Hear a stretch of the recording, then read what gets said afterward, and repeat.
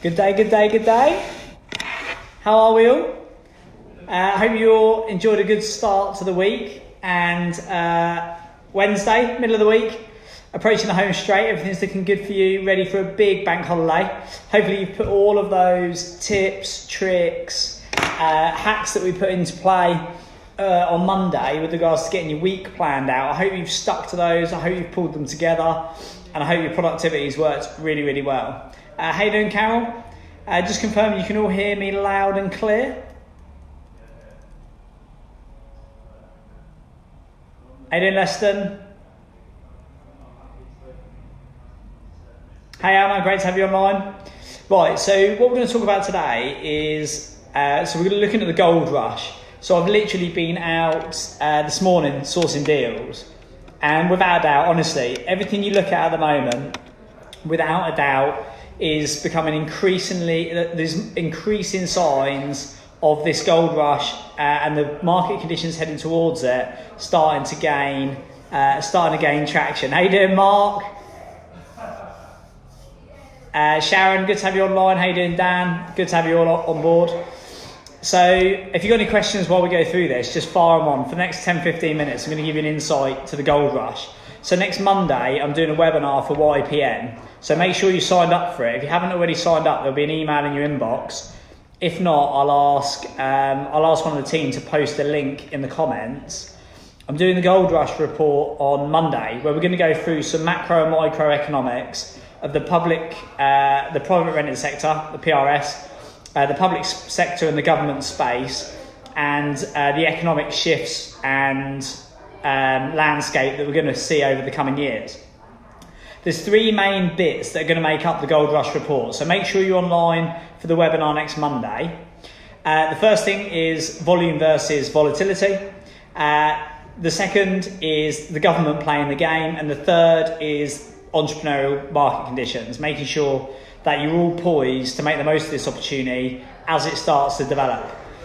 Being out there today, looking at deals, we viewed 2 off-market deals this morning, so they haven't gone to the open market. They haven't been offered to anybody else yet. We viewed them at, I think it was 10 o'clock this morning. Jen and I went out. We'll be offering on them in the next hour or so, and hopefully secure those before the end of the day. So we're getting in there nice and early. We're building our relationships. We're getting positioned well. The agents know what we're looking for, and they're starting to bring us stock for quick sales. So both of these houses were deceased estates, basically. Houses, these are little singlets from my own portfolio. Deceased estates, the properties have gone empty, the family want a quick sale, they don't want to be messed around on the open market. The agent have offered them to us as a first port of call, and we'll try and buy those. If we can get them at the right price, we'll try and buy those today. But what was interesting is there's still activity in the market. So these haven't gone to the open market yet. They are available cheap. The sellers want to get them sold. However, if we don't secure them today, there's a huge demand from tomorrow onwards. The first one had 7 viewings booked in for tomorrow morning. So the demand is definitely out there. So you've got stock available, you've got investors in the right position ready to buy, and all of these market conditions coming together are going to be absolutely perfect for what we've got planned for the years ahead. So 2020 to 2025, without a doubt, is the next gold rush. Like, the market conditions could not be better.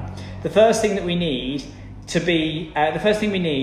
for the market and the economy to be as lucrative as possible as property entrepreneurs is high volume and high volatility. So the first thing is high volume.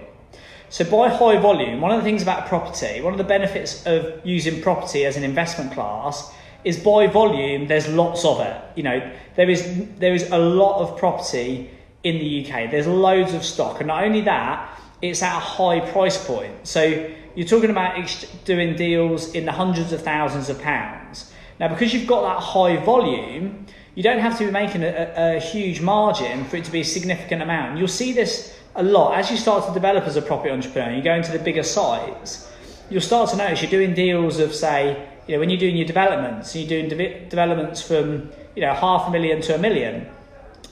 Even if you're only able to make a 10% net margin, which I would never encourage, our last development that we sold, we made 43% net profit, and that was in the hundreds of thousands of pounds.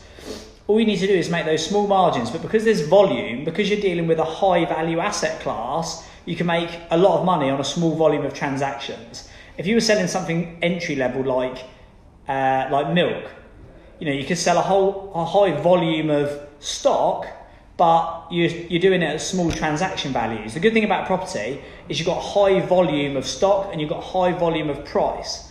Not only that, when we're looking at the volume of the market, there's also capital available. With property as an asset class, we can go to the bank and borrow 50, 60, 70, 85, 90, if you're using Resi, 95% debt to buy these properties. So you've got this high volume of this high volume of stock, this high volume and price point, of which a small margin still generates relatively a very high cash return. And this puts us in a really good position as an industry and sector to make some good money. Couple that with the volume of stock. So we need high volume in the market. So we need stock coming to the market. 20 to 25 is going to be the absolute best time in history, without a doubt the best time in a generation to go out and start buying stock. We've got the tax changes, so landlord tax changes, letting agents starting to become highly regulated, starting to increase their costs. All of this pressure on that sector is increasing prices for landlords. Landlord tax changes is making some investments unviable unless you do things like incorporate, which is not an easy process. We incorporated one of our portfolios last year, and it costs us over £40,000 just to do 10 properties. It's not a cheap process if you want to incorporate to get around the tax changes. All of these pressures are going to encourage landlords to start exiting the market. Not only are they going to start exiting the market and selling, you're going to see this more so on next year's tax returns, when people see how crippling some of these tax changes are. They start to sell and they start to exit the market, which increases the supply. The increase in taxes, the increase in stamp duty, the different tax changes that come in, will the increased costs for portfolio management for landlords who want to be armchair investors. All of that will reduce the demand for investors who want to come in. So you've got reducing demand, you've got increasing supply. You've also got another macroeconomic factor, 2020 to 2025. Well, another one actually, reducing demand. Residential buyers, the residential market is starting to slow down because the headlines say recession, Brexit, all of these scare tactics. And watch my video on recession. The headlines saying recession, it's like, panic stations. But if you understand the fundamentals and the economics of it, you understand that that's a fake red flag. That's telling you to take a wrong turn. That's not accurate information. You need to understand all these things. And as a property entrepreneur, when we understand it strategically, we can be amazingly positioned to go and capitalise. The residential market is slowing down. Look at all of the statistics. It is starting to slow down because people are losing confidence. It's starting to tail off. Transactions levels have been dropping, although there was some data released this week in one of the reports to suggest there might be a movement in that capacity. So that's reducing demand further. So increasing supply, reducing demand is giving us higher volume of stock. There's a giant wave coming through. But it's not so much a wave, it's more of an economic curve, is the baby boomers. The baby boomers who all started to turn 70, over the next 5 years, they're going to start downsizing. They're going to start releasing stock to the market. There's going to be a huge amount of property that's owned by the baby boomers, both residentially and buy-to-let. If you look at, obviously, the track record from mid-90s for the sort of decade after that, there's a lot of acquisitions made there, and a lot of the wealth is in the older generations. As that wave starts to come through, and they've got all the capital, they've got all the assets, they've got all the property, and they start to actually downsize, they start to liquidate, they're going into care and extra care, which is a sector of its own which has got issues. The care and extra care sector, supply of that stock is decreasing, demand of it because of the baby boomers is increasing. It's forcing the cost of care up because the funding that's available for carers is starting to reduce. The big operators just can't keep up with the overheads because the cost of running it is going up, the cost of funding it is going down. The baby boomers' demand's coming in, which is going to drive prices up. All of these economic factors create high volume in the market. 2020 to 2025, there's all of these factors coming through now, which is going to give us high volume of stock to go and get involved in. Now, this is really, really important as property entrepreneurs. The other element is volatility. Now, there could not be more volatility in the market. If you look at the best time in history for high volume, what you need is high volume and high volatility. High volume, high volatility is where property entrepreneurs operate. Whilst the rest of the market's calming down, the big corporates are sitting on the bench, the big developers are sitting tight, waiting, they're land banking, waiting for the market to stabilise, they can go in, the resi buyers are sitting on the sideline. All of these things are happening. This is where the property entrepreneurs move in. And literally, I've just been out looking at deals this morning. Hopefully, we'll get one, if not two today. There is deals to be done. There is finance available. This volatility in the market creates huge opportunity for all of us. So the volatility in the market, what's this caused by? It's caused by Brexit.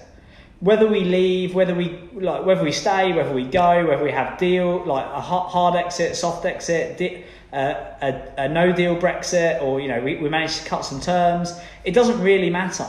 It's going to throw us into this period of volatility.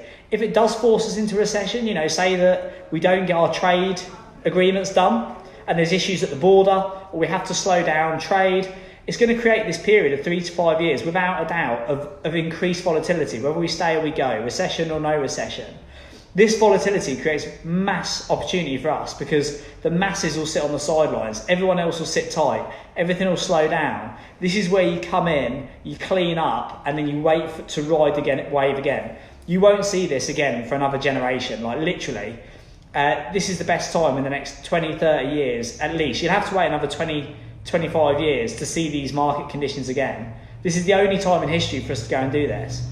Change in government, we've got the election coming up in 2022. It's quite possible that's going to get pulled forward. People will sit tight, they'll wait to see what the government's going to do. They're going to wait to see who comes into power, wait to see how Brexit plays out. All of this volatility creates mass opportunity. So high volatility in the market is great for us, high volume, and then we need greatly entrepreneurial market conditions. So as entrepreneurs, we need to be able to get in there and capitalise. What do we need to do that? We need access to finance. I've just had some quotes through for resi mortgages, and you can still look at like 5 to 7 year fixes at less than 3%. Like, although that's higher than it was 18 months ago, borrowing money at 2.5%, 3%. I had a client yesterday who's just refinanced their property at 3%. We bought it from 180. They spent 105 on it, so they're in for like 290-ish. They've just had it, so we built that for them about 18 months ago. They've just had it revalued at 370. So they've made £100,000 worth of capital growth. What we did there was we used the resi to commercial valuation model going from C3 to C4. How you doing, Andrew? Glad you're enjoying it, Anna. Looking forward to seeing you in October, Anna. Like, this is the journey we're going on together. In October, we're going straight out the traps. We're going to be opening the gates. We're going to be hitting this hard. I'm going to be showing you exactly how to make the most of this. He's refinancing his property in an SPV, so in a limited company, a full commercial valuation at 375, geared at 75% loan to value at 3.25%. That is absolutely ridiculous. Like, I'm not even joking. You've got an accommodating market, you've got cheap finance, we've got access to stock. There is no reason why you shouldn't be getting ready to capitalise. This time will not exist again for another 20, 30 years. Other things we've got, like SASs. You can use your SAS to do commercial property development. You can move your money out of your pensions into a SAS, move your money out of a SAS, do private loans, do commercial developments. Slightly complex, like it's just a space that we're moving into. It's not my area of expertise, but these government initiatives are there to promote investment. They're there to promote activity. You've got a falling market, increasing opportunity, and the government letting us run with these initiatives. Cheap finance, SASs, entrepreneurs relief. So you can build a company, we can get into this boom time, ride the wave for 2 or 3 years, get the company positioned, and then exit at 10% tax. If you use entrepreneurs relief, the money that you'll save in tax is absolutely phenomenal. We've got Crowdfunding, unregulated. You need to watch out. I'm going to do a midday mentoring on crowdfunding, because crowdfunding is going to start taking a turn. Some spaces are pretty secure and pretty safe. When you're looking at peer-to-peer lending into crowdfunding, into third-party brokerages, into medium to high-risk developments, like if they're not back-ended, PBSA, some smallish build-to-rent schemes, this space is becoming a little bit frictional. I guarantee you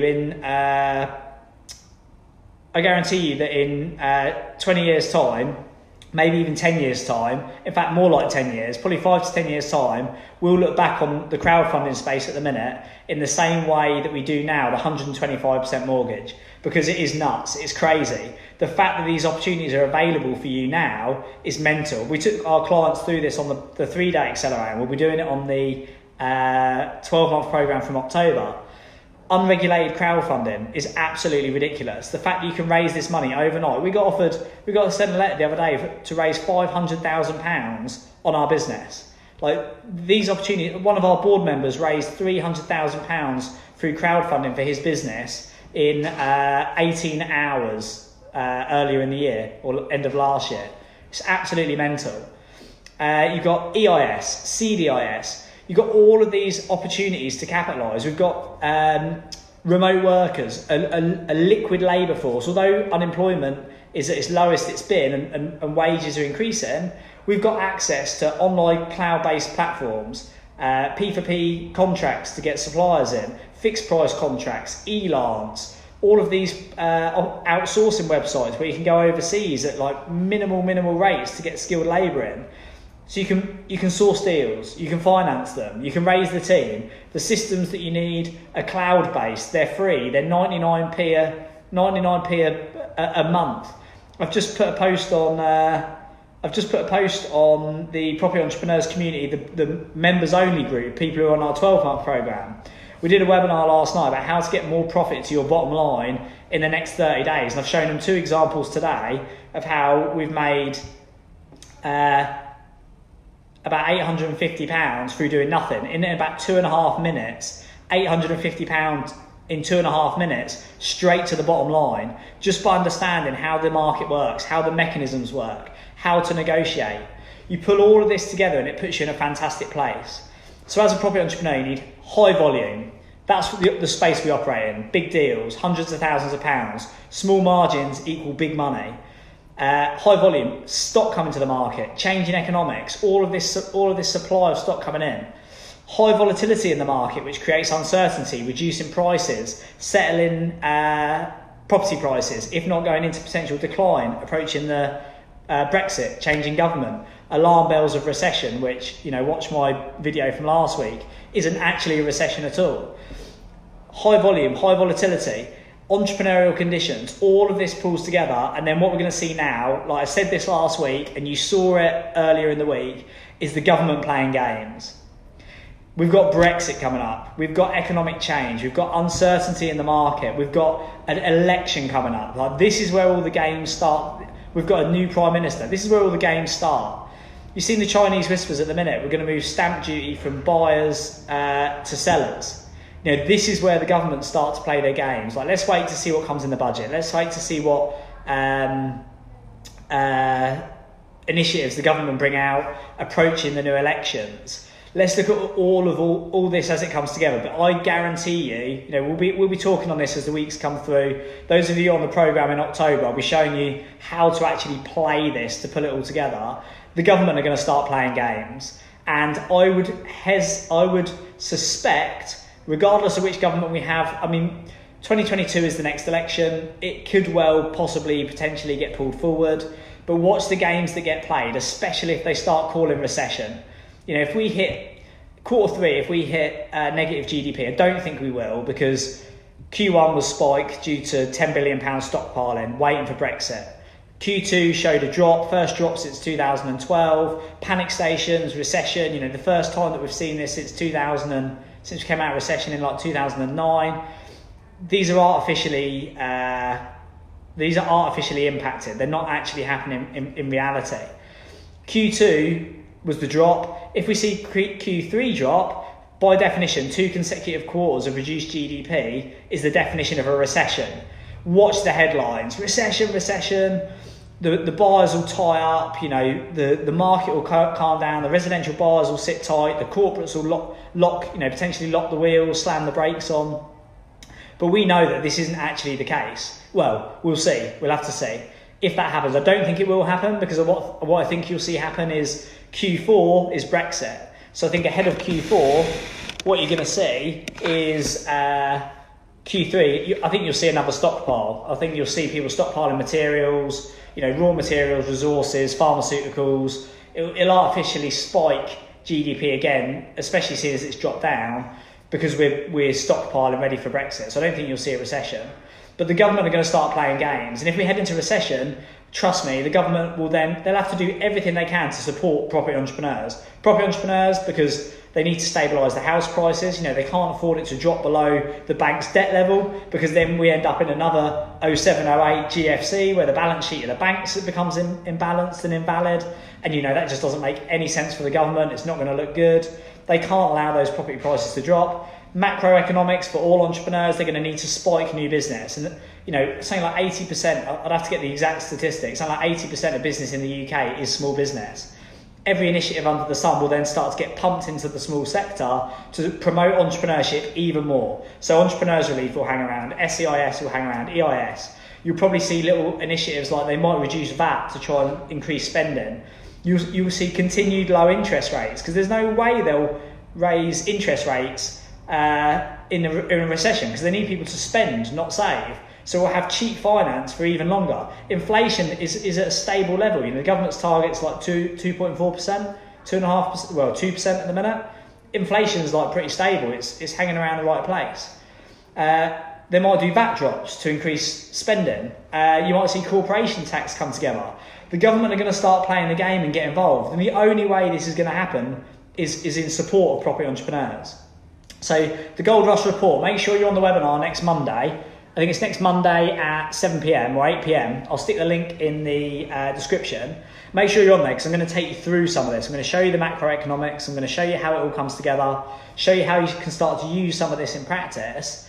There's a once in a lifetime opportunity, 2020 to 2025, to be getting on this. And I'm literally out there this morning buying property, getting ahead of the curve. The deals that we're doing now, making genuinely like 20, 30. The last one we did was 43% net profit. That's sold. The cash is in the bank. Jen is literally, the money's being transferred from the solicitors back into our account today. You know, six figures of profit made by riding this wave. I've just been out this morning to buy a couple of deals. The opportunities are endless, and the only time you can do this is in a market with high volume and high volatility. Miss the curve on this, you know, miss the next 5 years. It'll be a game for residential buyers, and you'll be competing with the masses, and it'll be a game for the rich folk. The guys who've made their money, they've cashed in during the recession or rode the wave of the recession, and they're going to park their money for the long game, and they'll take 4 to 6% yield over a 20-year period. They play in the market of certainty. The market of uncertainty, high volume, high volatility, where the government are going to start playing games, is where we come into our own as property entrepreneurs.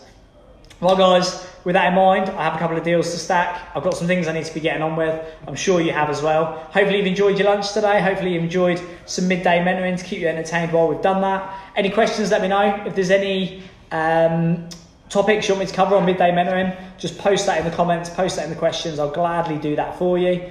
And register for the webinar. Register for the Gold Rush report, which I'm going to do on Monday night for YPN Magazine. You should have got an email from YPN Magazine earlier in the week. Register for that webinar, be on there, and I'll show you the macro and microeconomics. I'll show you how we're going to ride this wave, and I'll show you what needs to be catching in order to go forward. Chris, Dan, Anna, I look forward to working with all of you from October onwards. We're going to be doing this in real time. Like literally, we're all going to do this together in real time. I'm very much looking forward to it. For the rest of you, I'll see you on the webinar. Wish you the best of luck. Have a great afternoon. Catch you later.